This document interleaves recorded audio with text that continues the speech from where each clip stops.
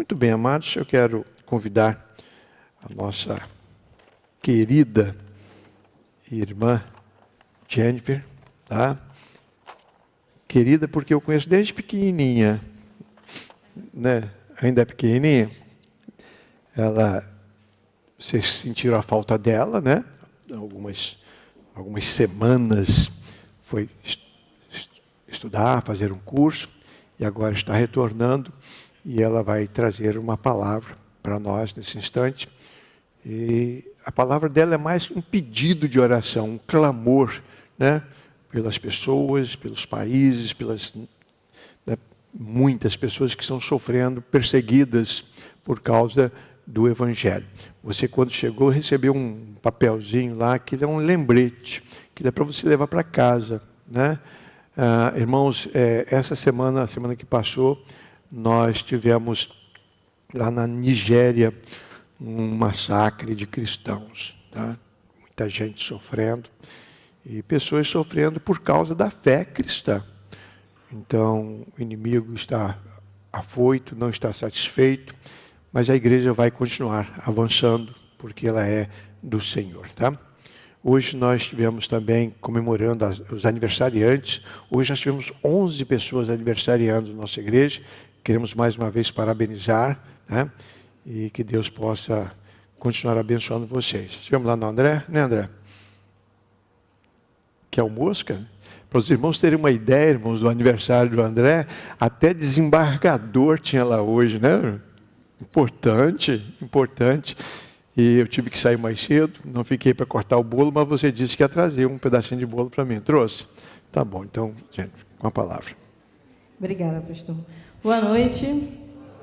Eu sei que vocês estão agoniados por causa do vídeo, né? Vocês podem deixar, que eu acho que talvez eu passe ele no final, só por causa do nosso tempo, eu aviso para vocês. Muito bem, gente. Meu nome é Jennifer. Acho que ninguém levantou de visitante, então talvez a grande maioria me conheça.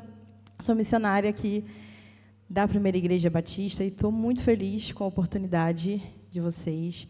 A gente desenvolve um trabalho de capelania no Hospital Jacqueline Prat, né?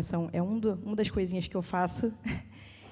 E eu espero que vocês continuem orando por nós. Quem puder, participe. Estamos precisando muito de músicos, né, Maica? Maica está ali, gente, toda quinta-feira a gente está lá com os músicos. Começa ali umas 2 horas da tarde. E a gente está precisando bastante. Se você conhece alguém de alguma igreja que toque, que cante, queira somar com a gente, obrigada. Vocês podem falar com a gente, que vai ser bênção.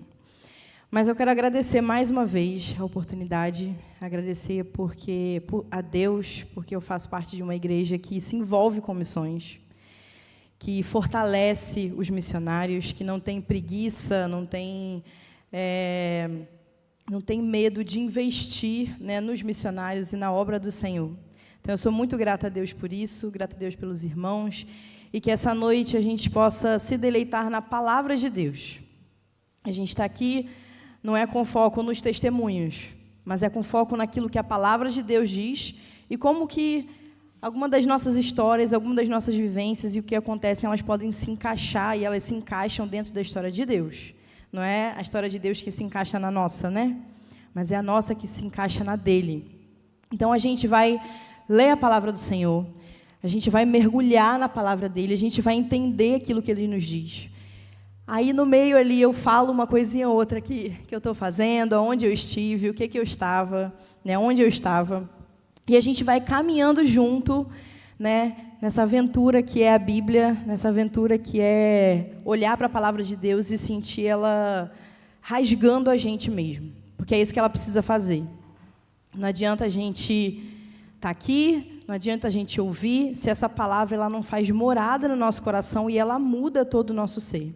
Então, esse é o seu desafio, que você olhe para tudo que a gente vai falar aqui hoje, toda a palavra de Deus que a gente vai expor, e que você se sinta realmente desafiado por ela, que você se sinta realmente tocado e que você possa aproveitar esse momento com o Senhor e que Ele fale conosco.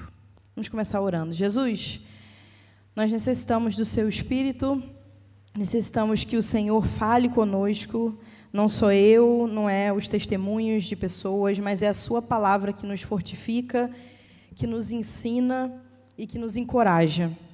Então, que em nome de Jesus o Senhor nos capacite para entender o que o Senhor quer falar, o chamado do Senhor para nossas vidas como cristão. Que o Senhor possa ter misericórdia de mim. O Senhor sabe que eu não mereço estar aqui, que eu não sou digna de estar aqui, mas o Senhor é, e o Senhor nos dignifica. Então, que pelo seu Espírito Santo o Senhor possa falar nessa noite e que corações possam arder diante da sua palavra. Em nome de Jesus. Amém. Então, vamos lá. A gente vai ler alguns textos bíblicos. Eles vão aparecer ali. E eu vou ler primeiro 3 textos. E aí, no final, na verdade são 4, né? São 3. E aí, o quarto é realmente onde a gente vai mergulhar, o texto em que a gente vai discorrer nele. E aí, no final, a gente vai entender aonde que os primeiros textos se encaixam nesse quarto. Deu para entender? Foi? Então, tá bom. Então, vamos começar. Vamos ver se vai funcionar. Para onde que eu faço, Igor? Para onde? Para cá? Aí, foi. Foi aqui ou foi aí? Foi aqui, amém. Então, vamos lá. Vamos começar em Gênesis 1, 28. Então, aqui a gente tem Deus dando uma direção para o homem e para a mulher, certo? Então, a gente vai ver algo que o Senhor vai direcionar para que eles façam. E Deus os abençoou e lhes disse: sejam fecundos, multipliquem-se, encham a terra e sujeitem-na. Tenham domínio sobre os peixes do mar, sobre as aves do céu e sobre todo animal que rasteja na terra. Muito bem. Agora, Mateus 28, 18 a 20. Então, agora a gente tem quem? Jesus. E agora Jesus vai direcionar o quê? Os seus discípulos. Depois, Jesus já morreu, ressuscitou, e agora ele vai dar uma ordem também para os seus discípulos. Jesus aproximou-se e falou-lhes, dizendo: toda a autoridade me foi dada no céu e na terra. Portanto, vão, façam discípulos de todas as nações, batizando-os em nome do Pai, do Filho e do Espírito Santo, ensinando-os a guardar todas as coisas que tenho ordenado. E eis que estou com vocês todos os dias até o fim dos tempos. Vamos para mais um. Atos 1, 8. Então, agora a gente continua. Isso aqui também é Jesus falando para os seus discípulos, lá em Atos. Ele vai falar: calma, vocês não vão fazer nada ainda, porque vocês vão receber o Espírito Santo. E aí ele diz: mas vocês receberão poder ao descer sobre vocês o Espírito Santo, e serão minhas testemunhas, tanto em Jerusalém, como em toda a Judeia e Samaria e até os confins da terra. E aí agora a gente vai entrar no nosso texto, em que a gente vai se aprofundar um pouquinho mais nele. Vamos lá? Aí. Muito bem. Atos 16, e aí vocês podem acompanhar aqui comigo, vocês podem abrir a Bíblia de vocês. E a gente vai entrar aqui, e depois no final a gente vai entender todos esses textos se encaixando. Vamos lá. A partir do versículo 6, tá? Atos 16, a partir do versículo 6. E percorreram a região de Frígia e Gálata, tendo sido impedidos pelo Espírito Santo de pregar a palavra na província da Ásia. Chegando perto da Mísia, tentaram ir para a Bitínia, mas o Espírito de Jesus não permitiu. Então, aqui a gente está vendo que Paulo, né, e o grupo, ele está em qual região? Na Ásia. Então, eles estão na Ásia e o Evangelho está avançando na Ásia. E aí, em um certo momento, o negócio começa a não fluir tanto. E aí, o que está acontecendo? E aí, a Bíblia vai falar que o próprio Espírito impediu que eles fizessem. O próprio Espírito impediu, né, que eles avançassem. Então, a gente já tem aí um bom fundamento, né? Que a missão ela não é nossa, mas ela é do Espírito de Deus. Não é você que está olhando, meu Deus, olha quanta coisa ruim que está acontecendo, eu preciso ir lá. Não, é a missão de Deus.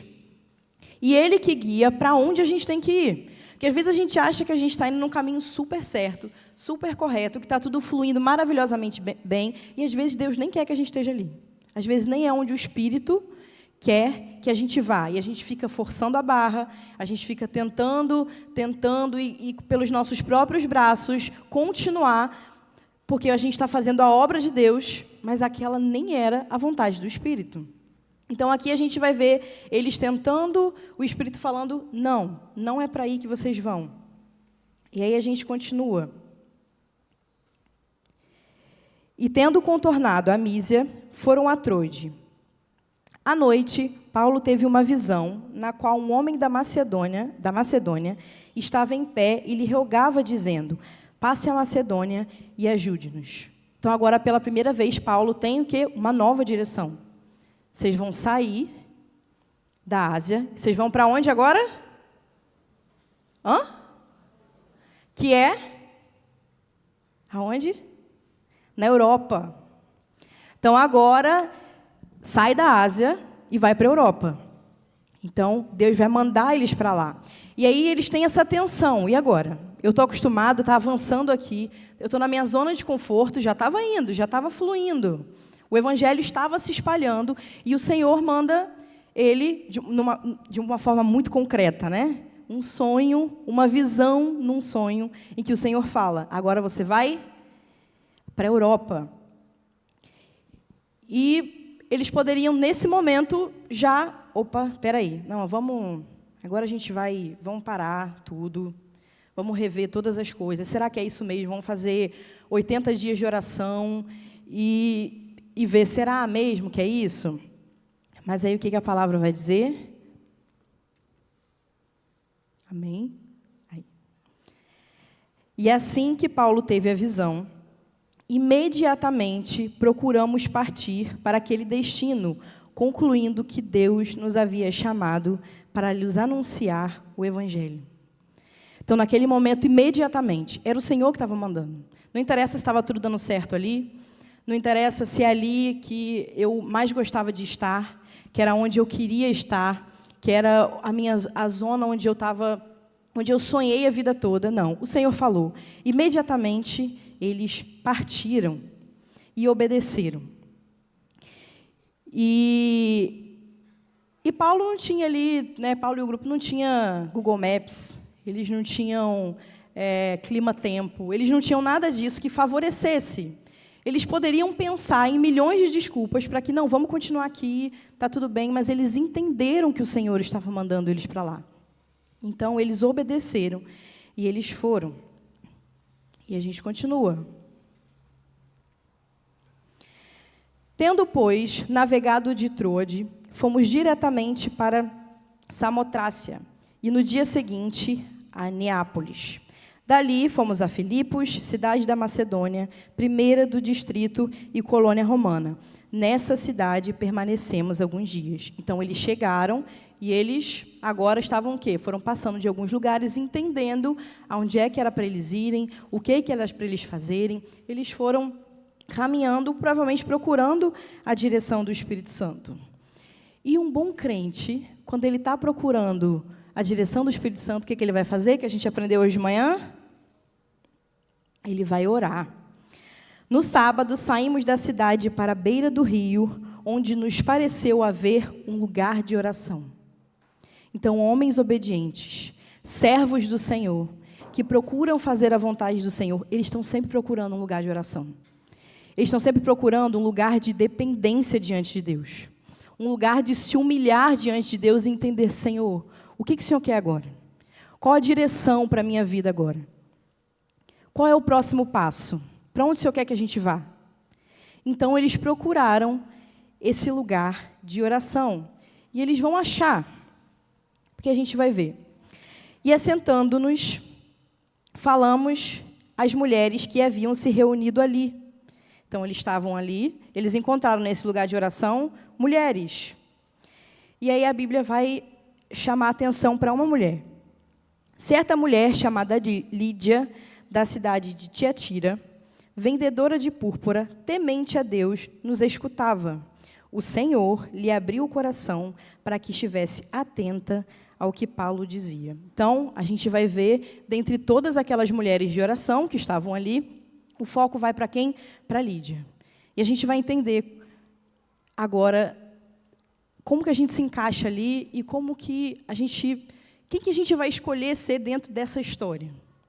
E vamos um pouquinho mais a fundo aqui na história de Lídia. A palavra de Deus vai falar que ela era uma Uma mulher como? Temente a Deus. Mas logo depois ela vai dizer que o Senhor abriu o seu coração para que estivesse atenta. Então a gente pode supor aqui que Lídia, ela estava ali, talvez era alguém que poderia o quê? Ter nascido na igreja. Nasceu na igreja, está ali, era uma boa moça. Né? Uma boa moça, ela ora. Uma boa moça, ela está com suas amigas. Uma boa moça, ela está ali, ela está envolvida. Mas isso significa que uma boa moça é uma boa moça convertida? Não. Será que isso significa que a gente está ali dentro e está no ciclo? Será que a gente realmente entendeu a mensagem do Evangelho? Será que a gente está sentado na igreja e a gente está ouvindo e a gente está, às vezes, até trabalhando e fazendo um monte de coisa? Significa que aquela mensagem, ela feriu o nosso coração, a ponto da gente entender e viver por essa mensagem?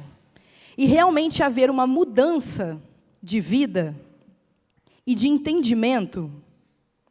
Porque a palavra de Deus antes vai dizer, ela era temente a Deus, mas naquele momento, então, o Senhor abriu o entendimento de Lídia. E ali vai falar que Lídia era uma vendedora de púrpura, né? Se vocês forem pesquisar no Google, como que fazia na época, né? A púrpura, a tinta, né? Você tinha que... É um molusco, é um caramujo do mar, enfim, que você tinha que nadar, você tinha que buscar, você tinha que pescar, tinha que trazer, você tinha que extrair aquela cor. Então, ela tinha um negócio, e que era algo lucrativo naquela época. Né? Então, ela era alguém que tinha uma posição diante da sociedade, que estava ali, que as pessoas talvez olhavam e admiravam, olha só, ela é alguém dos negócios, ela está lá, está fazendo, e está ali no meio, e é alguém temente a Deus, mas a mensagem do Evangelho, até então, ainda não tinha sido realmente penetrada no coração dela, e ela realmente não tinha entendido e agora vivido por isso. E aí a nossa história vai continuar. A gente vai ver que ela era uma mulher que estava no lugar certo, na hora certa, no lugar certo, para que o Senhor a encontrasse. Para que naquele momento a palavra do Senhor ferisse o seu coração. Então, que em nome de Jesus, que a palavra do Senhor fira o seu coração hoje. E que a gente possa sair daqui não só temente a Deus, mas alguém que vive o Evangelho de Jesus Cristo. Depois de ser batizada, ela e toda a sua casa nos fez este pedido: se julgam que eu sou fiel ao Senhor, venham ficar na minha casa. E nos constrangiu. Então pensem, uma mulher que apesar de ter os seus negócios, ser uma vendedora de púrpura, de ter ali os seus jeitos, as suas amigas, ela, naquele momento, ainda assim, uma mulher, naquela época, ela foi de tamanha influência que ela saiu dali e toda a sua casa foi batizada. Que através daquele momento em que a palavra realmente entrou no coração dela e ela entendeu o que ela precisava fazer, a mensagem de Cristo, ela saiu dali e ela influenciou outros. E ela já saiu naquele momento fazendo a vontade de Deus. E não calada, e não quieta. Não, peraí, deixa eu ver se isso aqui é certo mesmo. Não, peraí, mas deixa eu ver, será que isso não vai estragar meu negócio? Será que isso aqui não vai fazer eu ficar ruim diante de outras pessoas? Será que... Não. Ela foi e ela falou. E a casa dela vai se tornar uma base missionária. Porque ela vai chamar, não, fiquem na minha casa. Vocês entenderam que eu realmente sou cristã. Né? Não com essas palavras, lógico, mas... se eu realmente entendi a palavra de Deus e se eu agora... vivo diante dessa palavra, venham, fiquem na minha casa. E ela foi constrangida. E eles foram constrangidos diante disso e foram para a casa dela. E a gente não pode negligenciar aquilo que Deus pode fazer na vida de alguém que a gente olha e talvez a gente não dá nada pela pessoa. Talvez a gente tenha até como um caso perdido. Talvez a gente olhe a vida daquela pessoa, os testemunhos, e é tão caótico, e parece que a pessoa está tão afundada, que a gente fala, olha, acho que vai ser muito difícil essa pessoa sair desse lugar. Vai ser muito difícil essa pessoa escolher a Cristo Jesus. Mas o Evangelho, ele tem esse poder. Ele tem o poder de transformar. O Evangelho ele tem esse poder de fazer a gente ficar entusiasmado com ele. E a gente querer sair dali, a gente querer mudar de vida. E a gente querer chamar outros a mudar de vida junto com a gente. E através de pessoas quebradas, o Senhor refaz essas pessoas quebradas. E essas pessoas se tornam aqueles que vão anunciar o Evangelho. Entrando agora um pouquinho naquilo que eu estava fazendo, nesse mês de setembro, eu estava lá em Vitória, do Espírito Santo. Quem estava aqui quando a Andréia pregou? A Andréia Vargas fez Hoje a Luz. Olha, bastante gente, que bom. Como ela falou aqui, tem o Ministério Avalanche, né, a Missão Avalanche, é uma missão de missões urbanas. E ela nasceu lá em 2024, com ênfase no que chamava naquele momento de tribos urbanas. Então, tinha a galera que era os punks, os roqueiros, que estavam ali no meio das cidades, e essa galera precisava ser evangelizada. E o evangelho precisava, de alguma forma acessível, chegar até lá. E eles foram pioneiros em muitos assuntos, inclusive no tema da sexualidade. Entendendo as demandas, entendendo como aquilo como era um assunto delicado e como tinha tanta gente sofrendo, sem entender como que o Evangelho daria conta da sexualidade humana. Como que o Evangelho ele poderia olhar para alguém que se definia de formas diferentes, de olhar para alguém que tinha atrações, né, do jeito que a Bíblia não diz, de como que as pessoas estavam tendo a sua identidade firmada naquilo que elas sentiam, e não realmente naquilo que Deus, o Criador, dizia sobre elas. E eu estava lá porque a gente estava tendo curso de sexualidade e aconselhamento, e pela primeira vez, desde o ano passado, eu já tenho ido, já fiz o curso, né? E eu já tenho ido para servir nessas escolas. E pela primeira vez, eu tive a oportunidade de dar aula. Né, a dona Andréia Vargas, ela está indo para outros campos e ela está com esse intuito de o quê? De fazer discípulos, de colocar pessoas para estar no lugar dela, dando as aulas. E aí essas 5 meninas que vocês viram são meninas que estão sendo treinadas e foram treinadas e que pela primeira vez deram aulas que nunca tinham dado antes. Né? E ali a gente tem a oportunidade de realmente ver como pessoas quebradas, que chegam muitas vezes quebradas, que chegam realmente com seus corações dilacerados. E não é gente que estava no mundão fazendo um monte de coisa doida. Eram pessoas que estavam dentro das igrejas. Pessoas que estavam aqui, no nosso meio, no meio das igrejas do Brasil, sofrendo, porque não sabiam como aplicar o Evangelho de Jesus na sua sexualidade. Como que elas faziam agora para viver algo que... Mas como assim? Não dá conta, isso aí não dá conta. O Evangelho de Deus ele não tira a minha atração. Então, como é que eu faço? Como é que eu lido com isso? E ali a gente tem visto e tem olhado o como Deus tem transformado a vida de pessoas que têm colocado o seu coração diante de Deus, mesmo quebrado, mesmo dilacerado, mesmo sem saber o que fazer e como fazer. E eu queria ler para vocês um testemunho que foi mandado de um dos alunos. E vou botar a fotinho deles aqui, ó, bonitinho, para vocês ficarem olhando enquanto eu estou contando. E eu não vou falar o nome, lógico, para preservá-los, mas o testemunho de alguém que estava dentro da igreja, que nunca nem fez nada, mas sofria de tantas formas, e que muitas vezes não sabia o que fazer com o que sentia, não sabia o que fazer com aquilo que via na Bíblia, mas sentia de outra forma, e que pôde ser transformado pela palavra de Deus. E talvez vocês estão falando assim, mas o que isso tem a ver com a igreja perseguida? E aí a gente vai chegar lá daqui a pouco. Mas vamos lá, eu vou ler para vocês. Sou cristão desde os 10 anos de idade. Me converti na igreja presbiteriana da minha cidade e hoje, com quase 20 anos de caminhada na fé, tenho um novo motivo para louvar a Deus. Eu descobri a bondade de Deus numa área extremamente dolorosa da minha vida, a sexualidade. Me lembro de, desde a pré-adolescência, eu percebi em mim uma atração que era diferente daquela que eu ouvia que meus amigos falarem. Eu era novo, mas já sabia que compartilhar algo assim seria motivo de chacota e constrangimento. Mas pior, eu sabia que Deus não tinha feito o desejo sexual do jeito que eu sentia. Resultado, um quadro bastante grave de vergonha e constrangimento, e muito medo de não ser salvo por isso. Foram anos de silêncio. Na adolescência, eu tentei compartilhar sobre o assunto na minha igreja local e com meus pais. Fui acolhido? Sim.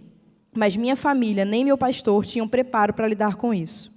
As intervenções propostas foram muito ruins e, como resultado, mais uma vez, o silêncio, extremamente constrangido.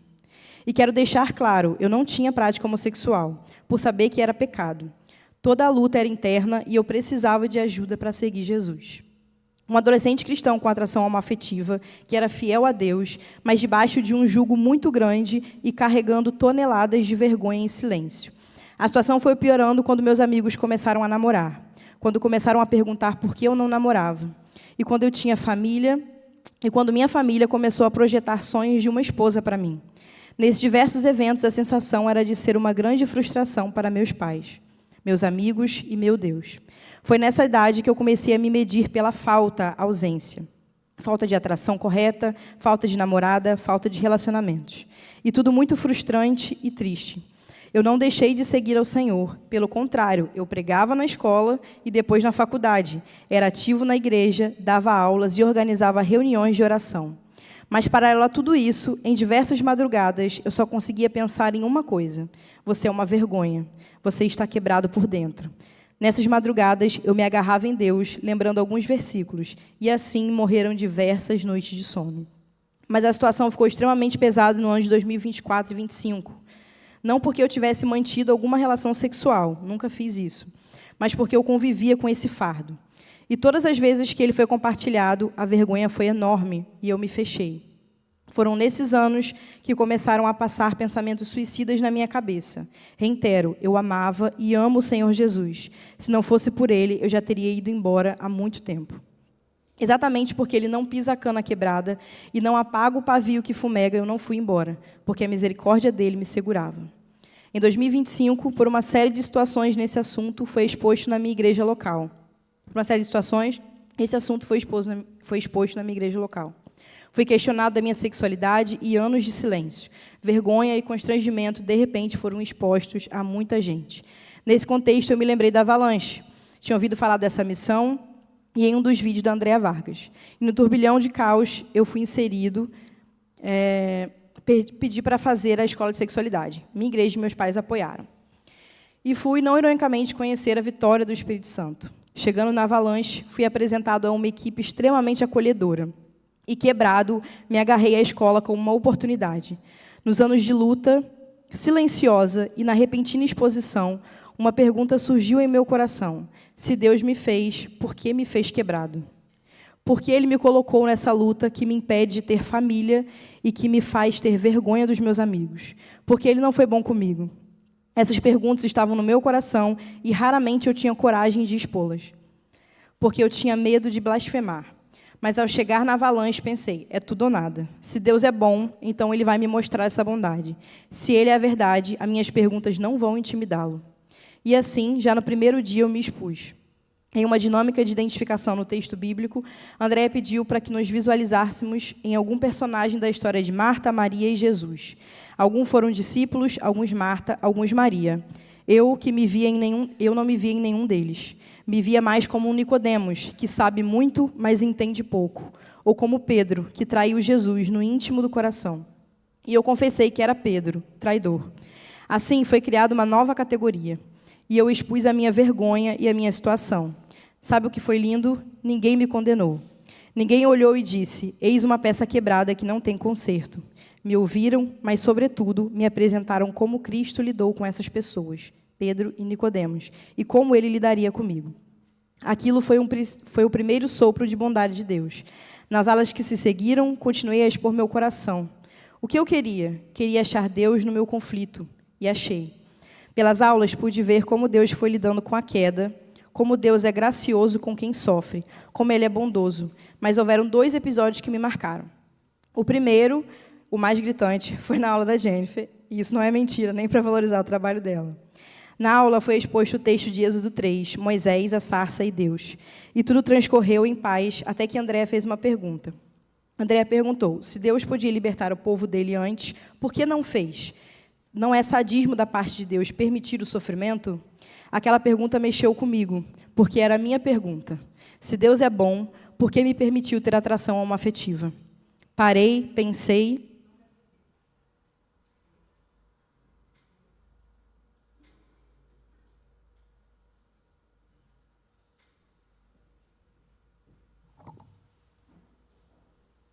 Oi?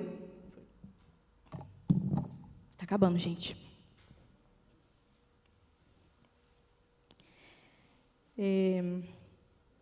Não me aguentei, levantei a mão e disse, Deus seria sádico, sim, se Ele mesmo não tivesse experimentado na cruz do Calvário toda a dor da escravidão do Egito, todo o sofrimento. Mas como na cruz Ele se tornou maldito, Ele foi moído pelos nossos pecados. Ele não é sádico, Ele é misericordioso. Você que lê não tem ideia de como isso soou o meu próprio coração. Eu conhecia a doutrina da morte expiatória de Jesus, mas eu nunca tinha visto desse jeito. A dor de cada hebreu escravizado, o choro de cada pai que viu seu filho hebreu morrer, o peso da luta contra o desejo homoafetivo, a solidão experimentada por quem se abstém de casar, porque quer ser fiel a Deus, a tristeza de ser julgado uma peça com defeito. Tudo isso foi sentido em níveis inimagináveis por Jesus na cruz do Calvário. Ele se tornou maldito por mim. E assim, eu, que choro e luto uma batalha muito íntima, tenho em Jesus 2 coisas. A primeira é um Deus que sabe que eu vivo e se compadece, que sabe o que eu vivo e se compadece. A segunda é um Deus que morreu na companhia da minha vergonha e tristeza, mas que ressuscitou sozinho, sem essas coisas. Ele é Deus. Homoafetividade, solidão, culpa não são deuses. Eles foram enterrados juntos, mas só Ele é Deus. Só Ele ressuscita. Em Jesus, eu tenho um companheiro de luta e o fim de toda dor. Era o que o meu coração precisava lembrar. E aí depois ele vai falar um pouco da equipe, vai falar de como foi cada coisa que ele viveu ali.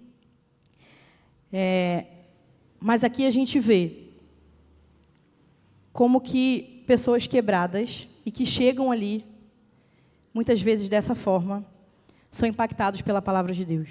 Eu tinha separado até um outro que era bem curtinho, que era de uma outra aluna, e que ela fala só assim, olha só esse pedacinho final. Na avalanche, eu entendi que não era simplesmente sobre o que eu podia ou não podia fazer, mas sobre o meu coração idólatra que precisava ser confrontado. Entendi a minha vida... eu vou ler daqui de cima. Ela vai falar que aos 27 anos ela fez a escola de sexualidade de Avalanche, e foi um abrir de olhos. Ouvir falar sobre sexualidade a partir da cosmovisão bíblica foi algo completamente diferente de tudo que eu já tinha ouvido, mesmo depois de ter 4 anos de seminário. Ela tinha feito 4 anos de seminário, e ela ainda saiu dali com muitas questões, e de como isso se aplicava, então, na vida dela. De como que aquela história da redenção se aplicava na sexualidade. E como que muitas vezes, talvez se eu fosse... Quem já fez seminário aqui?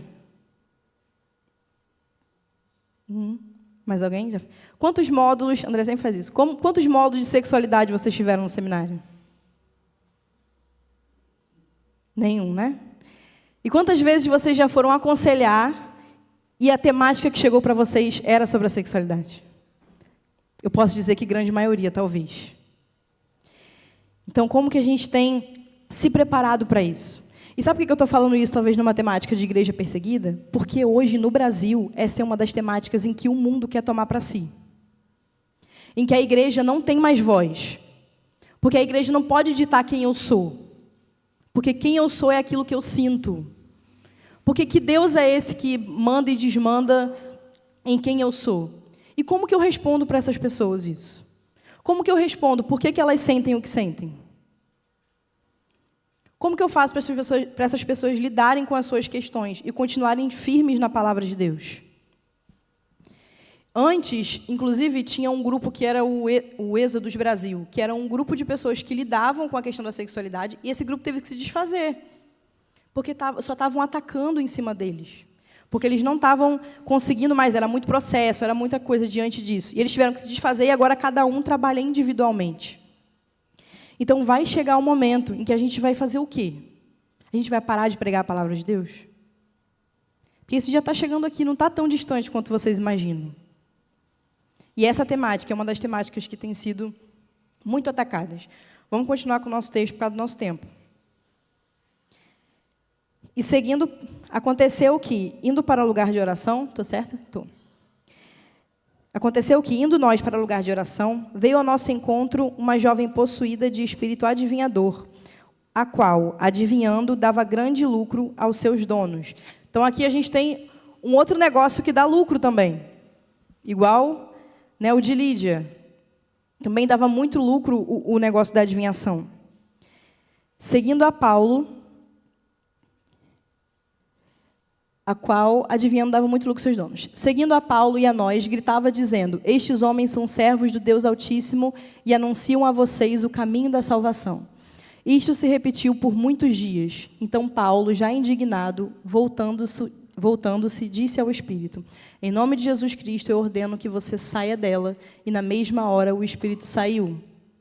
Quando os donos da jovem viram que se havia desfeito a esperança do lucro, agarraram Paulo e Silas e os arrastaram para a praça, à presença das autoridades. E, levando-os aos magistrados, disseram: estes homens, sendo judeus, perturbam a nossa cidade, propagando costumes que não podemos aceitar nem praticar, porque somos romanos. Então, a multidão se levantou unida contra eles, e os magistrados, rasgando-lhes as roupas, mandaram açoitá-los com varas. E depois de lhes darem muitos açoites, os lançaram na prisão, ordenando ao carcereiro que os guardasse com toda a segurança. Este, recebendo tal ordem, levou-os para o cárcere interior e prendeu os pés dele num tronco. Então, a gente vai ver agora um outro negócio de lucro, que vendo que eles fizeram o quê? Expulsaram, acabaram com aquilo ali, eles mandaram prender. E agora a gente vai ver Paulo e Silas sendo presos, e foi o trechinho que vocês leram. Por volta da meia-noite, Paulo e Silas oravam e murmuravam, praguejavam, falavam contra Deus, se perguntavam: por que, Deus? Será que eu estava errado? Pensei tudo errado? Não. Cantavam louvores a Deus. E os demais companheiros oravam e cantavam louvores a Deus. E os demais companheiros da prisão o escutavam. No meio do caos, eles poderiam falar assim: não é possível, Deus mandou a gente aqui para isso? Para eu sofrer desse jeito? Para eu sofrer perseguição desse jeito? Para eu ser preso? Mas eles aproveitaram a oportunidade. Porque o Espírito... Vê se isso não é alguém que tem muita convicção de que foi o Espírito que os enviou. De que tem muita convicção do evangelho que eles pregavam. De que tinha muito ardor no coração, de saber assim, não importa, o que importa é Cristo. E se eu estou aqui, eu vou aproveitar essa oportunidade para falar desse evangelho. E vai todo mundo aqui se converter junto comigo. De repente, sobreveio tamanho terremoto que sacudiu os alicerces da prisão. Todas as portas se abriram e as correntes de todos os presos se soltaram. Agora, no início de outubro, na primeira semana de outubro, eu fui para um congresso chamado CBM, que é um congresso brasileiro de missões. Então, eles juntam todas as organizações brasileiras de missões do Brasil num congresso só. É o maior congresso de missões do Brasil. E se juntaram lá mais de 2.400 pessoas. Tinham vários estandes com várias organizações para poder encorajar, para que essas organizações de várias igrejas, né, para que elas continuassem com a pregação do Evangelho, para que elas entendessem os contextos, o que estava acontecendo. A gente teve ali várias pregações de várias pessoas. Algumas estão no YouTube, se vocês quiserem procurar lá depois. Algumas não estão, porque foram de pessoas que estavam em contexto de perseguição. E, gente, como isso constrange. Como isso mostra para a gente que, cara, será que numa situação dessa, se às vezes por tão pouco eu nego ao Senhor, eu reclamo, será que diante dessas situações eu seria fiel? Teve uma mulher que ela contou a história E ela foi... Gente, eu acho incrível a calma das pessoas contando. Ela contando que ela morava na Coreia do Norte e o esposo dela estava num campo de concentração. Ela conseguiu sair com a filha dela, conseguiu fugir com a filha dela de lá. E ela estava se preparando, sabe para quê? Para voltar para lá. Porque ela falou, essas pessoas precisam conhecer o Senhor Jesus. Não sei se vocês sabem, mas a Coreia do Norte, inclusive, um dos cartõezinhos que vocês receberam é da Coreia. São 5 diferentes, no final a gente vai orar por eles. Mas que estão são os 5 primeiros da lista mundial de perseguição. E o primeiro é a Coreia do Norte. E essa mulher saiu de lá com a filha com 15 anos de idade. E mesmo assim, ela fala, eu estou me preparando para voltar para lá. Porque essas pessoas precisam conhecer. Essas pessoas precisam conhecer o Senhor Jesus. E o Evangelho tem avançado no país de maior perseguição ao Evangelho. A gente tem a historinha do Jamel e a esposa. Eles se converteram ao cristianismo, eles são lá da Etiópia. Se converteram ao cristianismo quando eles eram jovens ainda. E aí eles começaram a enfrentar a perseguição da comunidade deles e da família deles. E aí os líderes religiosos começaram a pregar nas mesquitas contra eles, falando assim, eles e o grupo de cristãos, né?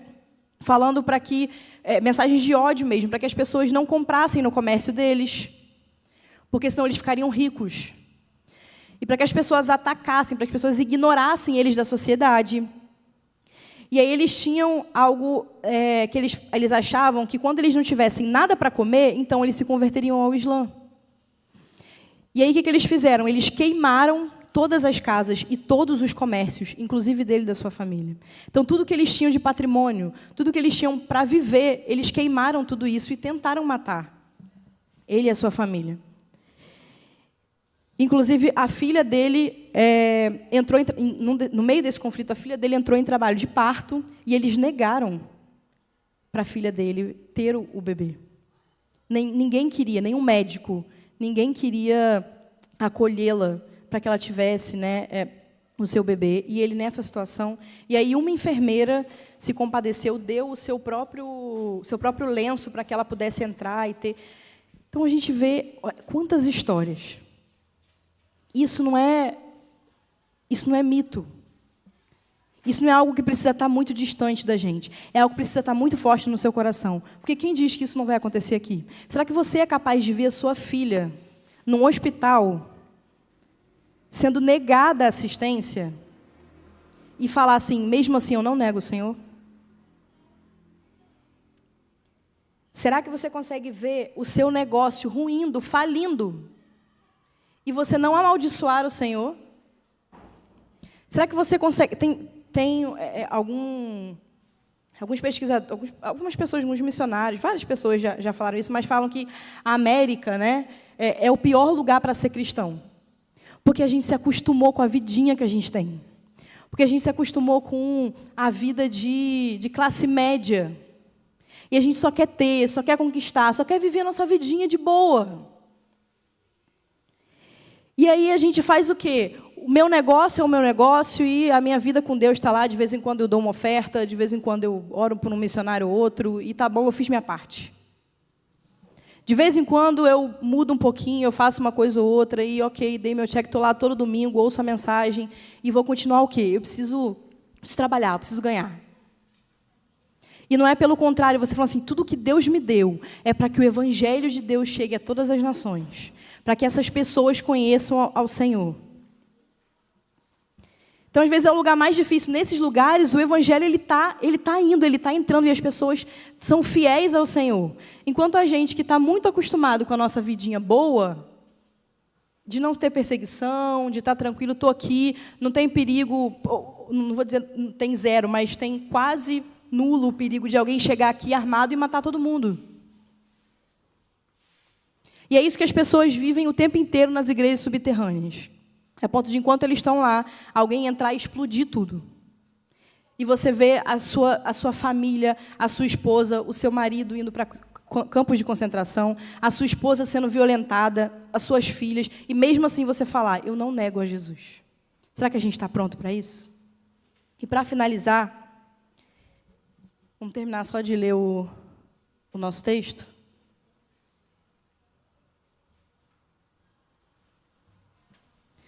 Vai dizer assim: o carcereiro despertou do sono e, vendo abertas as portas da prisão, puxando da espada, ia suicidar-se, pois pensou que os presos tinham fugido. Mas Paulo gritou bem alto: não faça nenhum mal a si mesmo, estamos todos aqui. Então o carcereiro, tendo pedido uma luz, entrou correndo e trêmulo, prostrou-se diante de Paulo e Silas.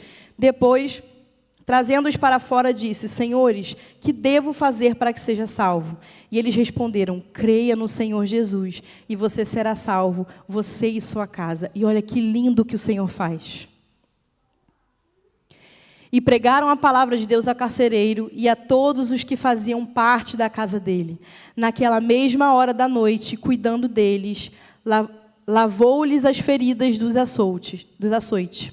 Logo a seguir, ele e todos os membros da casa dele foram batizados. Então, levando-os para sua casa, deu-lhes de comer, e com todos os seus manifestava grande alegria por ter crido em Deus. É só o Evangelho de Jesus que consegue fazer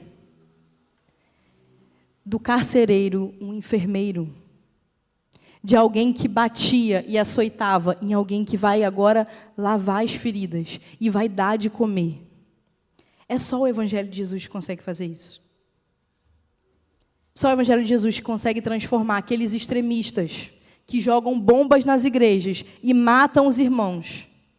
Agora, aqueles que pregam o Evangelho de Jesus a várias nações. Só o Evangelho de Cristo que consegue fazer isso. Isso é lindo. Quando amanheceu, os magistrados enviaram os oficiais da justiça com a seguinte ordem para o carcereiro: põe aqueles homens em liberdade. Então o carcereiro comunicou isso a Paulo, dizendo: os magistrados ordenaram que vocês fossem postos em liberdade, portanto, vocês podem sair, vão em paz. Paulo, porém, lhes disse: sem ter havido processo formal contra nós, nos açoitaram publicamente e nos jogaram na cadeia, sendo nós cidadãos romanos. Querem agora nos mandar embora sem mais alarde? Nada disso. Pelo contrário, que eles venham e pessoalmente nos ponham em liberdade. Os oficiais de justiça comunicaram isso aos magistrados. Quando eles souberam que Paulo e Silas eram cidadãos romanos, ficaram com medo. Então foram até eles e lhes pediram desculpas e, relaxando-lhes a prisão, pediram que se retirassem da cidade. Agora a gente tem Paulo e os outros discípulos machucados, açoitados, vulneráveis, com um monte de gente atrás deles, de olho neles. E aí agora quem que vai acolher esses missionários? E agora com quem que Deus pode contar para acolher essas pessoas? Será que Deus pode contar com você? Porque a palavra de Deus vai dizer: e tendo saído da prisão, Paulo e Silas dirigiram-se para a casa de Lídia, e vendo os irmãos, os animaram, depois partiram. Lídia, ela foi alguém que acolheu. Ela foi alguém que fez da sua casa e do seu negócio um meio para que o Evangelho de Cristo fosse anunciado. Aquele lugar nunca mais foi o mesmo. Através de alguém que ouviu a mensagem do Evangelho, que o Espírito Santo olhou e viu que tinha um coração ali, que estava queimando, que estava sedento pelo Senhor Jesus, e que seria transformado, e que não seria mesmo. E quem é você nessa história? Porque Lídia poderia ter o quê? Ficado calada. Ela poderia ter ficado quieta, ela poderia não ter chamado ninguém para a casa dela. Isso quer dizer que o Evangelho de Deus não chegaria? Claro que não. Porque Deus é o dono da missão. E Ele faria chegar, mas ela não teria tido a oportunidade de fazer parte dessa história. Porque é isso que a gente vai ver como ordenança do Senhor. Lembra lá do primeiro versículo? O Senhor deu o quê? Uma direção: vão e encham a terra. E aí a gente diria que é o quê? Façam filhos. Mas hoje em dia a gente já tem o quê? 8 bilhões de pessoas. Será que essa ordenança já não foi cumprida? Ou já não está sendo cumprida? Então agora acabou? Mas a gente vai ver uma outra direção de Jesus em Mateus 28. Que é o que? Agora eu estou falando para vocês, vão e façam discípulos, encham a terra de adoradores. Encham a terra agora de discípulos. Agora vão. E vamos para onde? E aí lá em Atos 1 vai falar. Não é por vocês, primeiramente, não é vocês, é o Espírito Santo que vai com vocês. É pela força do Espírito Santo. E vocês vão à Judéia e a Samaria e até os confins da terra. E essa é a ordenança do Senhor para nós. Quem tem sido você nessa história?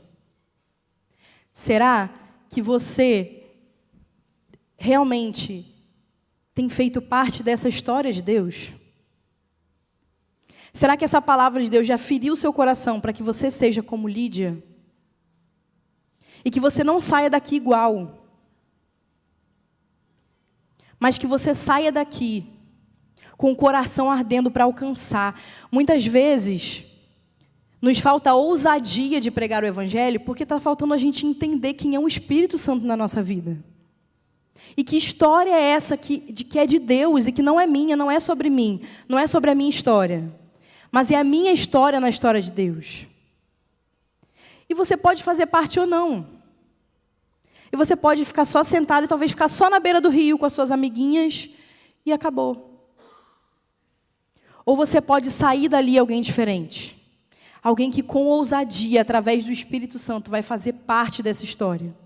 E aí sim, a forma como você vai pregar o Evangelho no seu trabalho, como você vai falar de Jesus com alguém no ponto do ônibus, como que você vai sair para ir na fila de um supermercado e você vai falar assim, Deus, tem algum coração aqui que está precisando ouvir do Senhor? Fala comigo, porque eu vou e eu falo.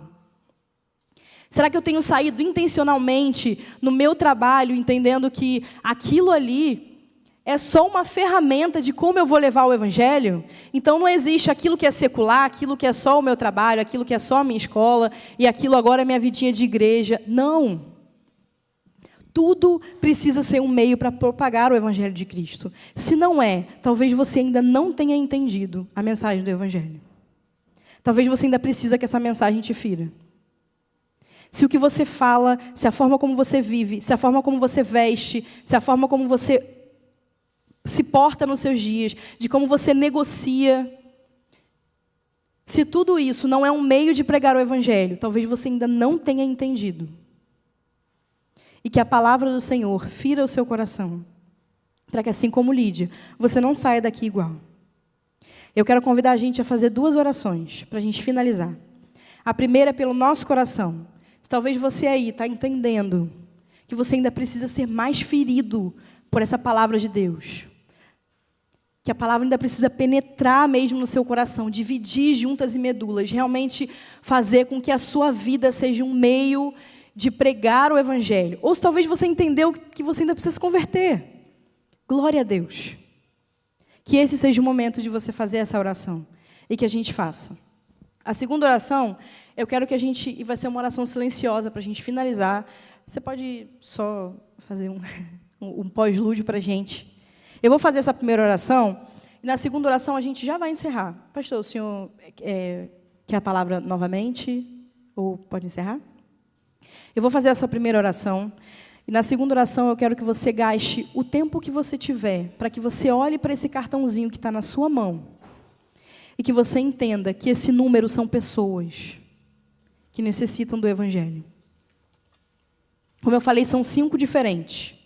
Esses 5 estão em alguma categoria do nível de perseguição. Alguém não recebeu? Todo mundo recebeu? Ótimo. Está em algum nível de perseguição. E como o pastor falou, eu queria que vocês tirassem o desafio de vocês adotarem esse povo em oração. Para que não só agora, para que você não chegue em casa, joga no lixo, perde na rua, não. Bota dentro da sua Bíblia. Se você chegar em casa, bota onde você coloca em oração. E tenha esse compromisso com o Senhor, de orar por esse povo, de orar pelos cristãos que estão lá sendo perseguidos, sendo mortos. Pelas dores desse povo, pelas pessoas que necessitam que o Evangelho chegue até eles, por esses extremistas que também precisam da graça do Senhor na vida deles, que precisam conhecer a palavra de Deus e a verdade da palavra de Deus. Então a gente vai fazer essa primeira oração e o Rafa vai ficar ali tocando e você vai, no tempo que o Senhor incomodar o seu coração, tirar para orar por esse povo e aí a gente encerra, você pode levantar e a gente termina esse culto assim. Amém? Jesus, obrigado pela sua palavra, Senhor. Obrigado porque é ela que é viva, é ela que é eficaz, é ela que é capaz de julgar, é ela que é capaz de ferir o nosso coração e sarar o nosso coração. Obrigada, Deus, porque não é a Jennifer que está falando, mas é a Jennifer que também precisa ser ferido cada vez mais pela sua palavra. Não é porque eu já cumprir tudo isso, mas é porque eu peço misericórdia ao Senhor para que eu consiga cumprir tudo que foi pregado aqui hoje. E assim eu peço pelos meus irmãos também, para que em nome de Jesus não saiam daqui a mesma pessoa, Senhor. E não é da boca para fora, como a gente sempre fala, não, mas é porque a sua palavra é viva e eficaz. É ela, foi o Senhor que pregou para nós, porque foi a sua palavra que pregou. Então, que em nome de Jesus o Senhor incomode o nosso coração para que a nossa vida seja uma vida que se importa com a sua história, com a sua missão.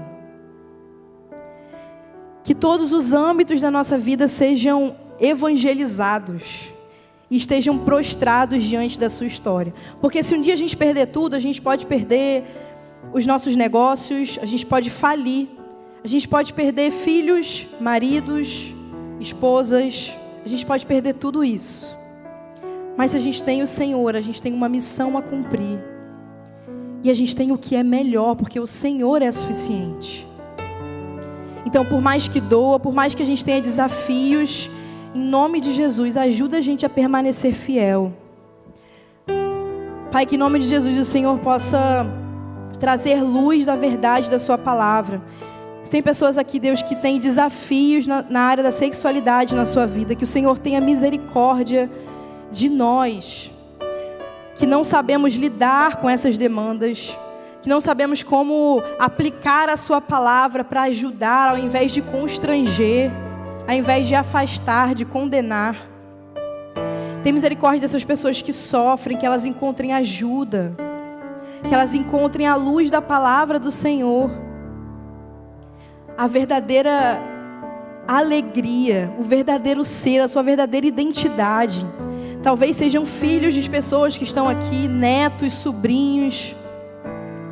Pai, em nome de Jesus, que a luz da sua palavra os encontre e que eles entendam que a identidade deles está no Senhor e não nos seus próprios sentimentos e desejos. Que essas pessoas encontrem boas pessoas, encontrem bons discipuladores, encontrem com a sua palavra, Deus, que é suficiente. Pai, se há alguém aqui que entendeu, que ainda precisa realmente entender o Evangelho do Senhor e se converter, Pai, glória ao Senhor.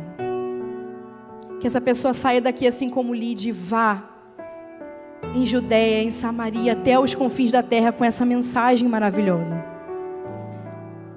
Que a gente não se conforme em como a gente está, do jeito que a gente está, mas que a sua palavra arda no nosso coração, a ponto de a gente amanhã já tomar atitudes diferentes. Hoje mesmo, ao sair daqui, a ir lanchar, encontrar com pessoas que vão nos servir, com garçons, com qualquer pessoa que a gente encontre daqui para fora, que a sua palavra arda no nosso coração para que a gente compartilhe do Senhor. Então, muito obrigado, Jesus.